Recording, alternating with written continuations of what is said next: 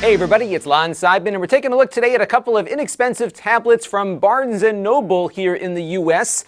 These are the Nook tablets, and I got both of them just because they were so inexpensive. So this is their 7-inch tablet that's been around for a little while.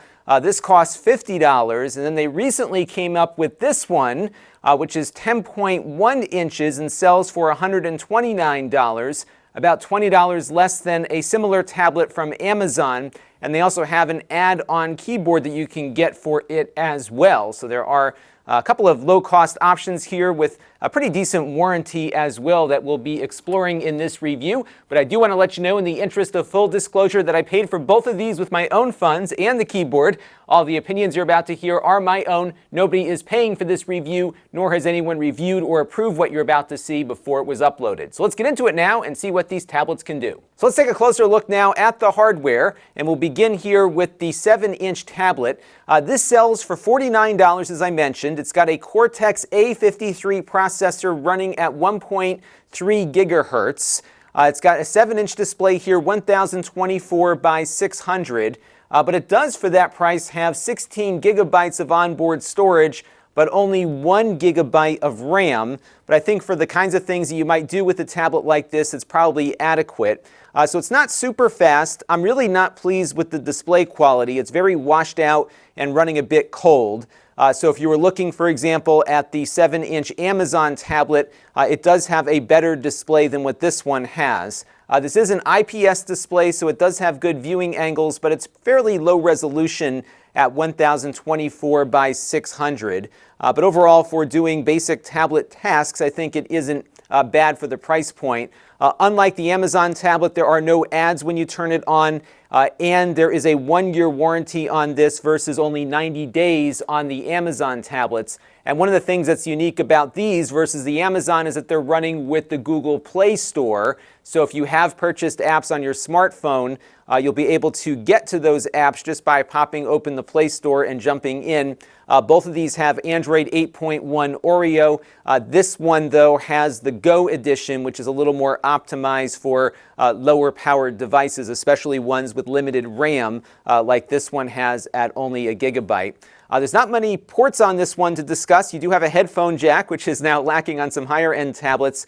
You've got your USB port here for charging. I believe this will also work as an on-the-go port, so if you wanted to install some USB devices into it, you could. There is a microphone built in if you want to have conversations with your friends. The sound quality is not so great out of this thing, but you can do it. Right here is a memory card slot that will take a micro SD card up to 128 gigabytes. So if you have filled up the 16 on here, you can load up your movies and media on a card and pop it in. It will sit flush to the device. You've got a 2-megapixel camera on the back here, which is not spectacular, and an even less spectacular VGA camera. That was the resolution popular about 20 years ago, so you can at least make a few phone calls, but you're not going to look all that great on there. Now, the 10-inch tablet is the nicer of the two, but of course it costs more. So again, $129 for this one. The display, though, is much better. It's got basically a full HD display. It's 1900 by 1200. So the colors are much better, the viewing angles are better, it's not washed out like the other screen. Text is nice and sharp on this, as you can see, but it's not the fastest thing out there. In fact, it has a more power-efficient version of the processor that's running in the 7-inch tablet. So this has the Cortex A35 inside, running at 1.5 gigahertz, so it's clocked slightly higher. But you're driving a higher resolution display, so as a result, you don't really see a big uptick in performance. And in our testing, the Amazon 10-inch tablet did a little better. The warranty on this one is the same as the 7-inch, 1 year. And the Amazon 10-inch tablet, by the way, also has a 1-year warranty. But inside it's got a little bit more. It's got 2 gigs of RAM and 32 gigabytes of storage, which is not bad for the price point. So if you are looking for something that has a lot of internal storage, this one I think does pretty well at that. And then you have the option to plug in an SD card up here to get more. This will support up to a 256 gigabyte SD card. And then like the other device, it has the headphone jack, the USB charging port, and your microphone. This one has dual 2-megapixel cameras. Again, not spectacular, but certainly passable for making phone calls and maybe doing some light video conferencing. Sound quality out of both of these is pretty bad, so you might want to hook up headphones if you are looking to have a conversation with somebody. But again, it's got all the things you might need to make a call. Now on the bottom are these little pogo plugs here.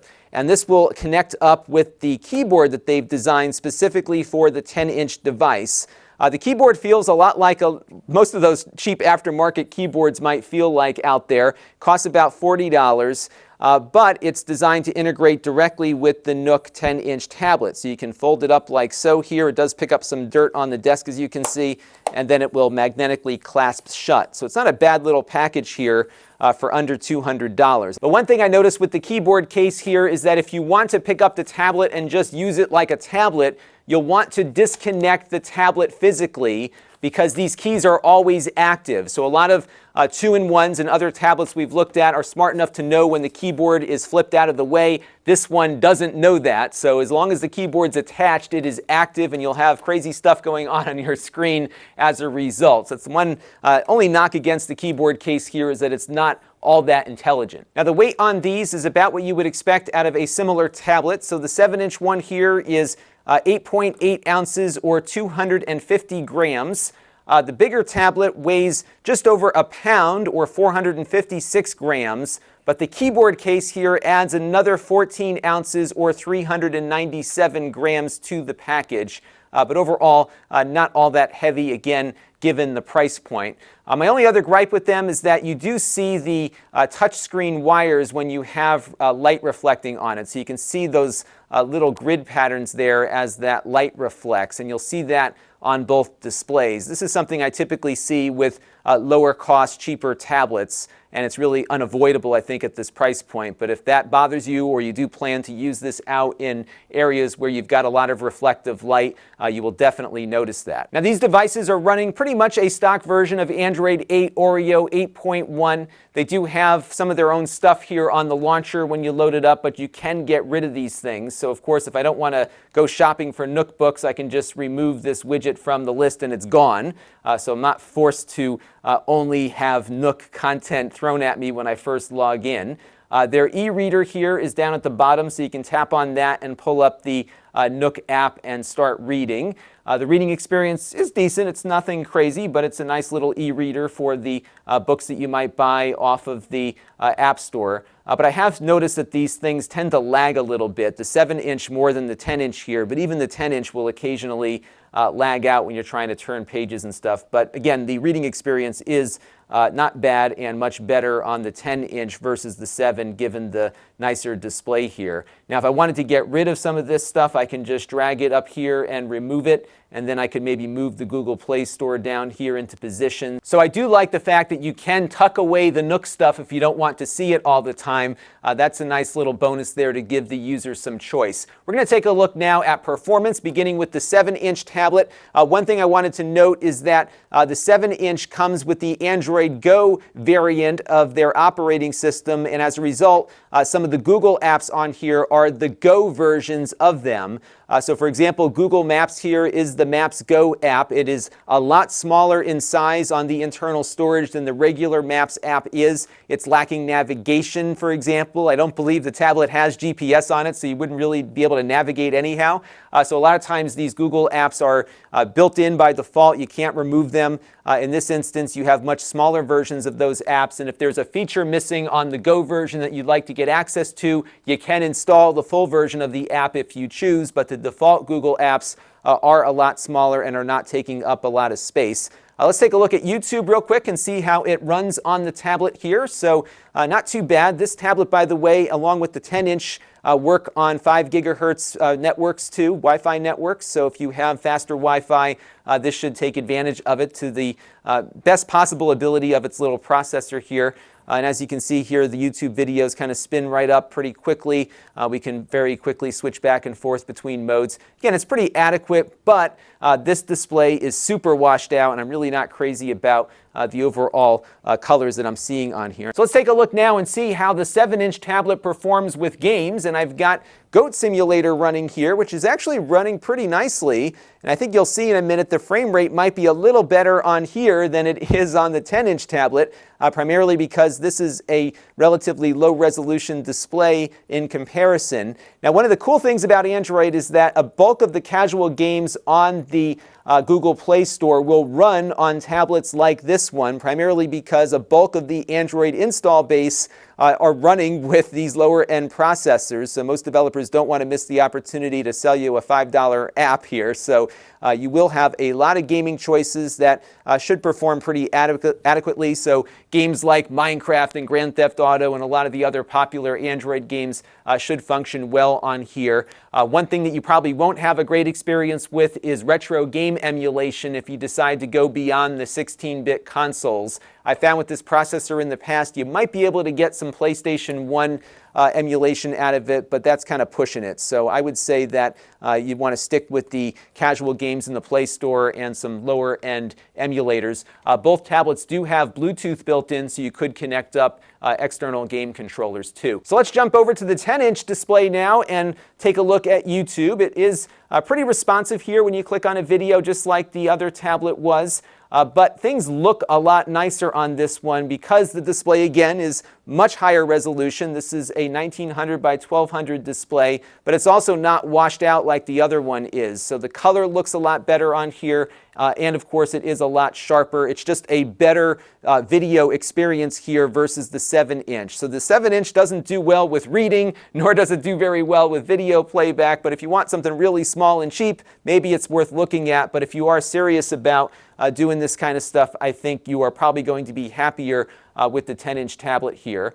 So now, if I want to switch over to the game, I'm just going to go to my multitasking window here. And you can see how things get a little sluggish when you start doing more than one thing at a time. But Goat Simulator is right where I left it, primarily because we've got 2 gigs of RAM in here, and I've got a little leeway for switching between apps. But you'll notice the frame rate here doesn't feel as good as the 7-inch tablet did, because we're driving a much higher resolution display with essentially the same processor. This processor is clocked a little bit higher, but it is more power efficient, and it's also having a harder time, rendering all these pixels for this display here. So it's certainly going to feel a little more sluggish on gaming perhaps than the 7-inch tablet does. And on the 3D Mark SlingShot Test, we got a score of 99 on the 7-inch tablet, which puts it pretty much in line with a lot of the very low-end devices that we've looked at over the years here.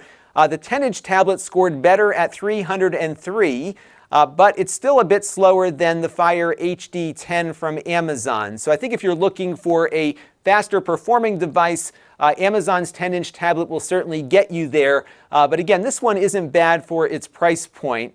One other differentiator here, especially on the 10-inch tablet, is that Amazon has integrated voice commands into their 8 and 10-inch tablets. So you can shout out the A word to those devices and get all of the Amazon Echo capabilities.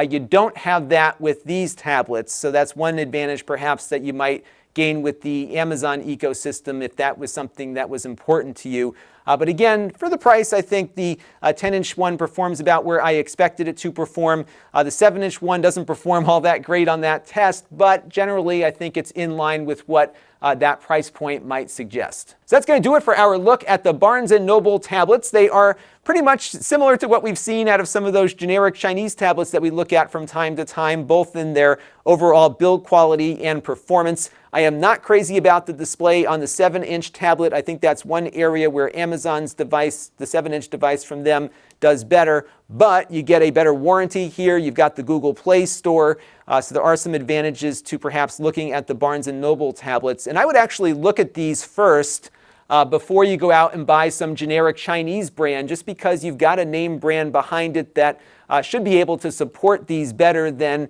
some anonymous company that doesn't have a headquarters near your country of residence. And that might be a good reason to look at one of these things, especially given the price is very competitive with what you might pay for a generic Chinese device. Until next time, this is Lon.TV. Thanks for watching. This channel is brought to you by the Lon.TV supporters, including gold level supporters Chris Allegretta, the 4 Guys with Quarters podcast, Tom Albrecht, and Kalyan Kumar.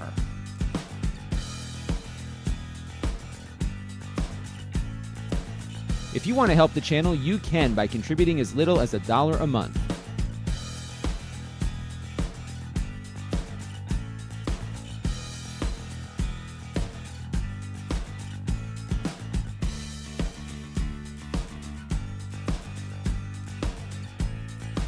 Head over to Lon.TV/support to learn more.